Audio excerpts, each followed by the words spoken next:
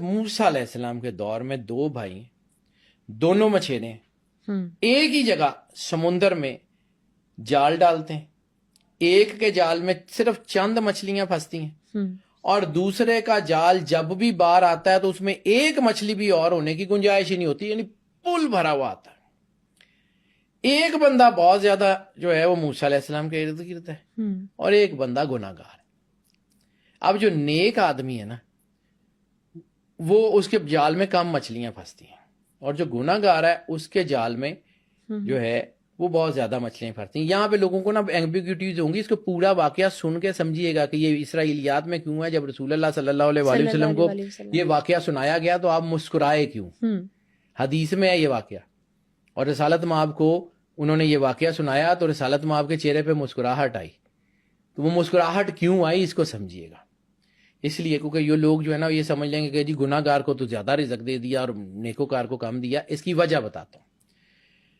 وہ جو نیکوکار تھا نا وہ موسیٰ علیہ السلام کے ہر وقت ارد گرد رہتا تھا اور ہر وقت موسیٰ علیہ السلام کو کہتا رہتا تھا اللہ سے رزق لے کے دیں، اللہ سے رزق لے کے دیں، اللہ سے رزق لے کے دیں.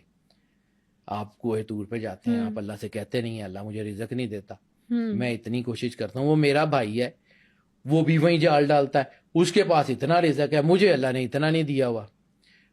تھا وہ بظاہر نیکوکار یا نیکوکار بنا ہوا تھا، ٹھیک ہے، اور وہ موسیٰ علیہ السلام کے قریب بھی تھا. وہ روز جا کے کہتا تھا کہ جی آپ نبی ہیں، میں ہر وقت آپ کے ارد گرد ہوتا ہوں، آپ کے پاس ارد گرد ہونے کی وجہ سے بھی مجھے رزق نہیں مل رہا. وہ میرا بھائی ہے، وہ آپ کے پاس آتا ہی کبھی نہیں ہے، اس کے پاس اتنا رزق ہے.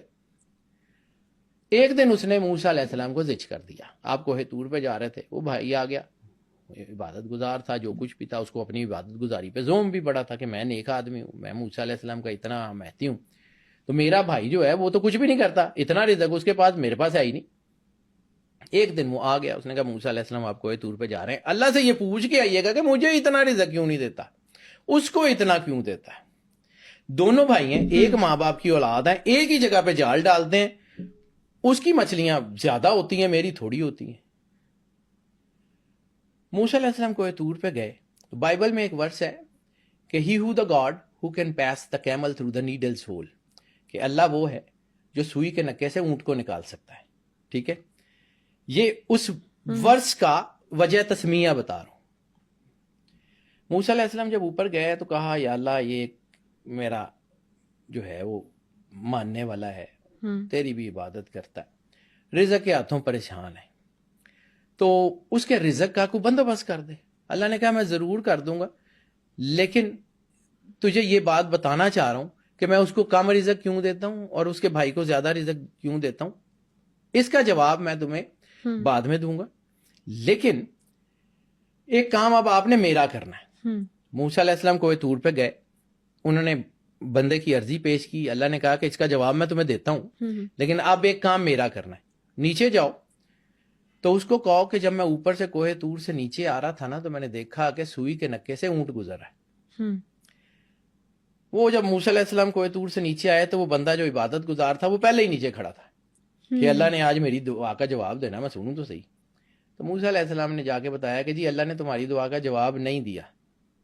تو وہ چڑ گیا، اس نے کہا کہ جی اللہ کے ساتھ اتنی عبادت کرتے ہیں، اللہ ہمیں دیتا بھی کچھ نہیں ہے، اور آج ہم نے دعا کی تھی تو آج ہماری دعا کا جواب بھی نہیں دیا. موسیٰ علیہ السلام نے کہا اچھا یار، آج میں نے ایک عجیب سی چیز دیکھی. حکم نہیں تھا بتانے کا کہ اللہ نے کیا کہا ہے. آج میں نے عجیب سی چیز دیکھی، میں نے دیکھا کہ میں اوپر سے آ رہا تھا نا تو سوئی کے نکے سے اونٹ گزر رہا تھا. اس کا موسیٰ آپ نبی ہیں، آپ سے یہ زیب دیتا ہے کہ اتنی سے سوئی کا نکا اور اتنا بڑا اونٹ کیسے گزر گیا. موسیٰ علیہ السلام نے سنا، خیر جو ہے وہ آپ آگے چلے گئے. حکم نہیں تھا بات کرنے کا، اب حکم تھا کہ دوسرے بھائی کے پاس بھی جا کے اس کو یہی پیغام دینا ہے. اب وہ دوسرا بھائی اتنا عبادت گزار نہیں ہے لیکن کہیں اندر سے جڑا ہوا ہے.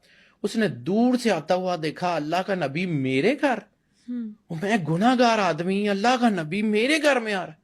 وہ دوڑتا ہوا گیا موسیٰ علیہ السلام کے پاس، انہیں پیروں کو ہاتھ لگایا جیسے بھی تکریم کرتے تھے، تکریم کی. اس نے کہا موسیٰ علیہ السلام آپ مجھے حکم دے دیتے، میں تو گناہ گار ہوں، میں تو روزی رزق کے چکر میں پڑا رہتا ہوں، میں تو اتنا عبادت گزار بھی نہیں ہوں، آپ اللہ کے نبی ہو کے میرے گھر.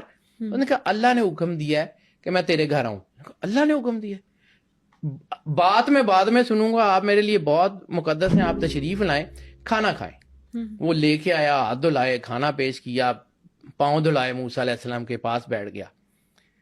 اب موسیٰ علیہ السلام نے اسے کہا کہ میں اوپر سے آ رہا تھا نا کوہ طور سے، آج میں نے عجیب سی چیز دیکھی. میں نے دیکھا کہ سوئی کے نکے سے اونٹ گزرا ہے. اس نے کہا موسیٰ علیہ السلام آپ اللہ کے نبی ہیں، سچے نبی ہیں، جو آپ نے دیکھا ہوگا حقیقت دیکھی ہوگی. اللہ تو اتنا بڑا کارساز ہے، وہ سوئی کے نکے سے پوری کائنات گزار دے، اونٹ تو چیز ہی کوئی نہیں. سبحان اللہ. ساتھ ہی جبرائیل آ گیا. اب پتہ لگا اس کو رزق زیادہ کیوں دیتے ہیں اور اس کو کم کیوں دیتے ہیں. یہ اللہ پہ توکل کر کے جال ڈالتا ہے اور ہمیں شرم آتی ہے کہ ہم واپس خالی بھیجیں، اور وہ اپنی نیکیوں کا صلہ مانگتا ہے، جتنی کرتا دے دیتے ہیں، رکھتے اس کا بھی نہیں ہے. اس لیے بیٹا رزق کیوں نہیں آتا؟ آپ اپنی عبادتوں کا صلہ مانگتے ہیں تو جتنی کرتے ہیں اللہ دے دیتا، رکھتا تو اس کا بھی نہیں ہے. تو جس وقت آپ اس کے اوپر یقین کر کے ڈالتے ہیں، ایک ہی ماں باپ کی اولاد، ایک ہی جگہ پہ، ایک ہی جگہ ہوتے ہیں، ایک کو کم رزق مل رہا ہوتا ہے، اپنا قبلہ درست کریں نا، بہت خوبصورت یقین رکھیں نا اللہ پہ. یہ اللہ کہتا ہے میرے بارے میں جو گمان کرو گے میں وہ کروں گا. یہ اسرائیلیات میں کہانی ہے. یہ اس لیے میں نے کہا تھا یہ کہانی سرور انبیاء صلی اللہ علیہ وآلہ وسلم کو سنائی گئی تو آپ مسکرائے. یہ ابن ماجہ میں ہے. امام غزالی نے اس کے اوپر پورا حاشیہ لکھا ہوا ہے باب توکل میں. امام غزالی نے یہ جو توکل کے اوپر مقالہ لکھا ہوا وہ پڑھنے والا ہے. اس کا آغاز ہی یہی کہانی ہے